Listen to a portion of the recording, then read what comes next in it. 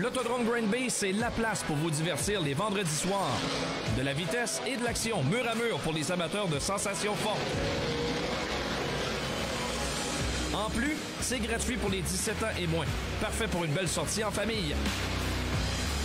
L'Autodrome Green Bay, c'est la piste sur terre battue la plus rapide du Canada. Venez vivre l'expérience sur place et vous pouvez même prendre le volant comme les pros. Contactez l'équipe de Driver Academy pour plus de détails.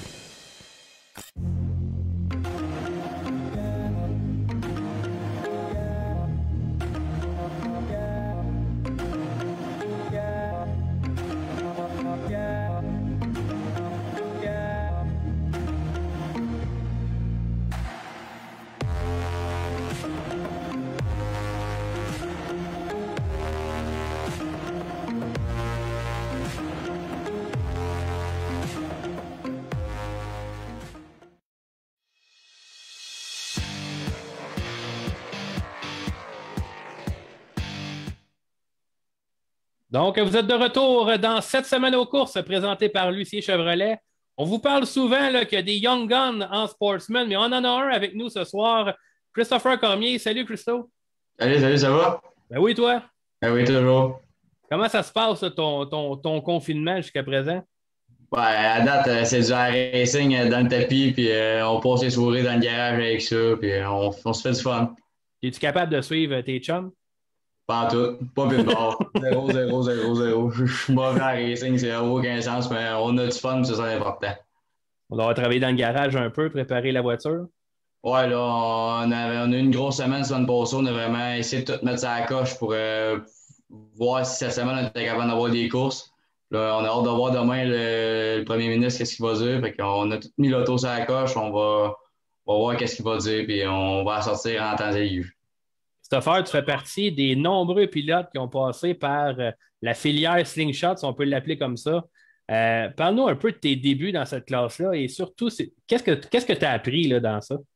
Ben, en slingshot, tu t'apprends beaucoup à tes distances, à comprendre tes distances, de voir OK, l'auto est de telle distance à telle distance pour pas rentrer dans tout le monde. Tu sais, c'est sûr qu'au début, quand tu es en junior, ça brosse un peu plus, tu sais moins tes distances, tu sais pas comment rentrer quand elle devient glissante. Tu sais, c'est toutes des petites affaires à savoir, mais c'est vraiment apprendre à piloter puis vraiment à savoir où virer, là. C'est vraiment ça l'important.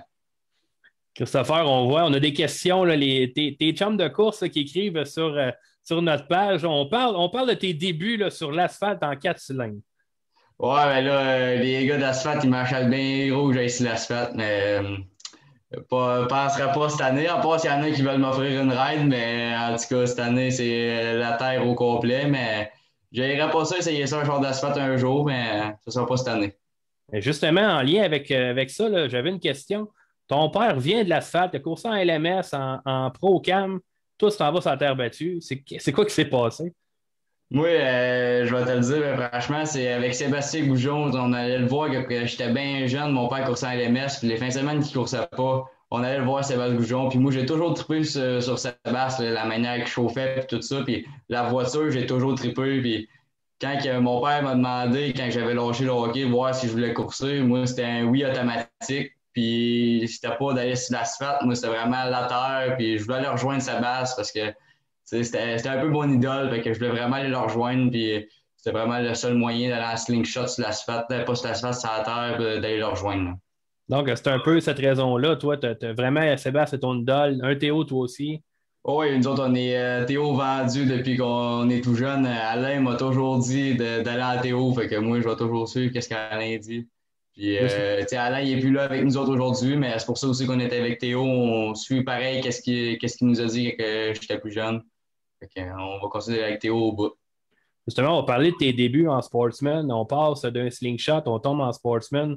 Comment ça s'est passé, là, ton adaptation là, dans des plus grosses voitures, évidemment? Là? La première course a vraiment été l'apprentissage de A à Z. On a parti de pas qualifier à gagner un B-main. Après ça, de remonter pendant la finale, puis faire une erreur niaiseuse, puis se ramasser encastré dans le mur. Fait que, on a passé par toutes les gammes des émotions cette fin de semaine-là. Mais la fin de semaine d'après, on s'est repris un petit peu plus calme. J'ai pris un peu plus d'expérience à savoir pas trop pousser le char. Là, j'étais au bout de tout ce que je pouvais. Fait que là, vraiment de reprendre son calme, d'être capable de vraiment chauffer comme du monde. Là.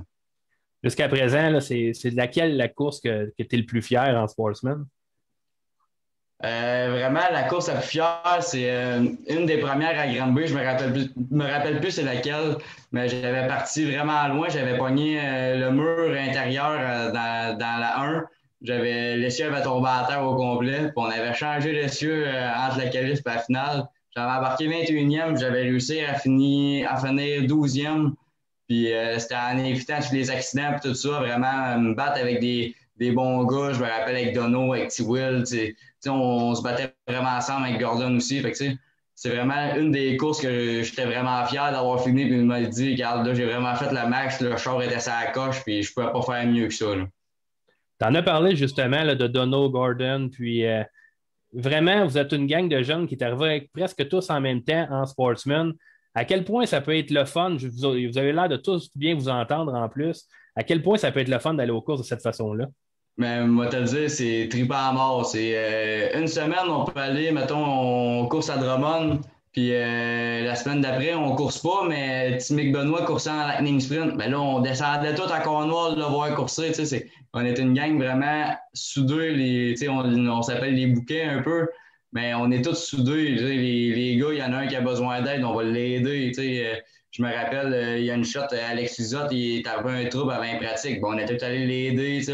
On est vraiment une gang soudée, puis on est vraiment là pour avoir du fun, puis non se faire de la compétition, puis se rentrer dedans.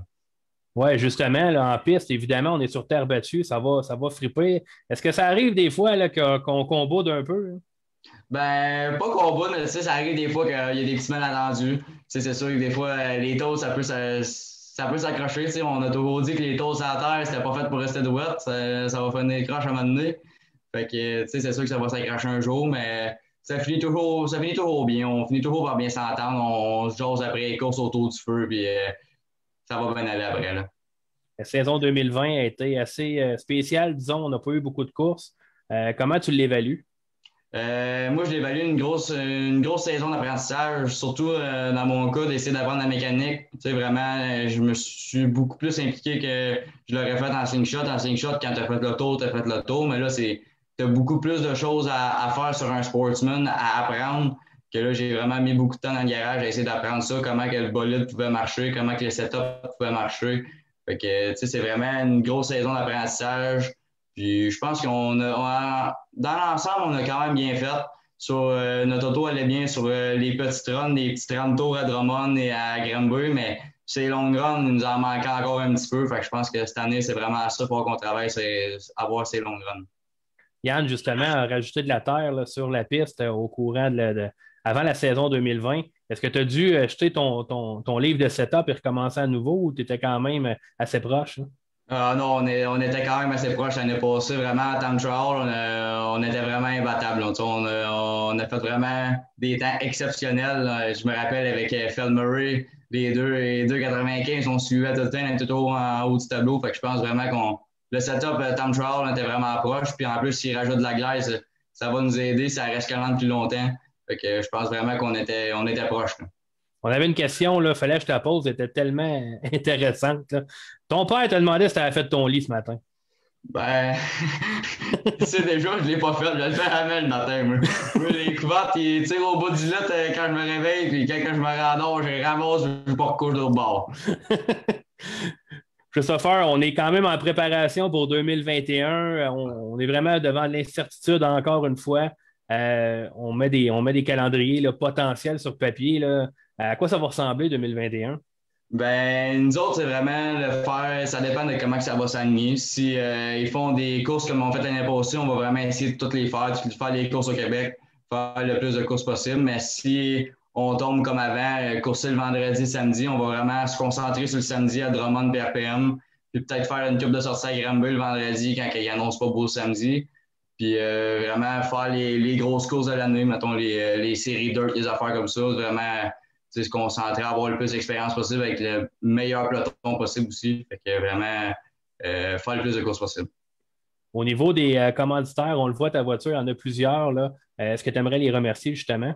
Ouais, j'aimerais remercier surtout mon père, Remek. C'est le gros commentateur sur le char. C'est lui qui met le plus d'argent sur le char aussi. Fait que, vraiment le remercier. Il y aurait aussi Goujon et Frères, Acier Bouchard. Il y a là cette année Prestige Graphics, Mick Benoit qui nous a fait notre voiture, une très belle voiture, et qui va être dévoilée quand on va la sortir.